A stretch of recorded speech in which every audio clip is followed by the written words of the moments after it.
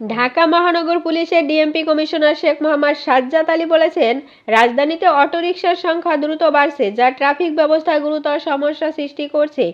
তিনি বলেছেন, এই সমস্যা সমাধানের জন্য দ্রুত পদক্ষেপ নেওয়া প্রয়োজন, নতুবা শহরের যানজট আরও ভয়াবহ হতে পারে। তিনি আরও বলেন, অটোরিকশাগুলিকে লাইসেন্স ও ট্যাক্সের আওতায় আনতে হবে, যাতে তাদের পরিচালনা নিয়মিত ও শনিবার 21 সুশৃঙ্খল ডিসেম্বর হয়। ঢাকা শহরের রমনা থানার অধীনে ডিপ্লোমা ইঞ্জিনিয়ার্স ইনস্টিটিউটে এক মতবিনিময় সভায় এসব কথা বলেন ডিএমপি কমিশনার।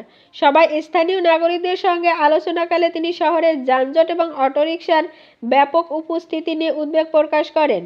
এছাড়া হকার সমস্যা নিয়েও তিনি মন্তব্য করেন। হকারদের উচ্ছেদ প্রক্রিয়া সম্পর্কে তিনি বলেন, হঠাৎ করে তাদের উৎখাত করলে তা অমানবিক হয়ে যাবে, তবে হকারদের জন্য একটি নিয়মিত ব্যবস্থা গ্রহণ করতে হবে।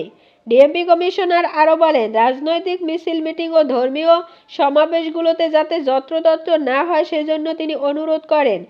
এতে করে পরিবহন সংকট সৃষ্টি হয় এবং যানজট বেড়ে যায়। তিনি তাবলিগ জামাত সহ অন্যান্য ধর্মীয় সমাবেশগুলোর ক্ষেত্রেও একই ধরনের মনোভাব প্রকাশ করেন, যেগুলো শহরে বিশাল যানজটের সৃষ্টি করে।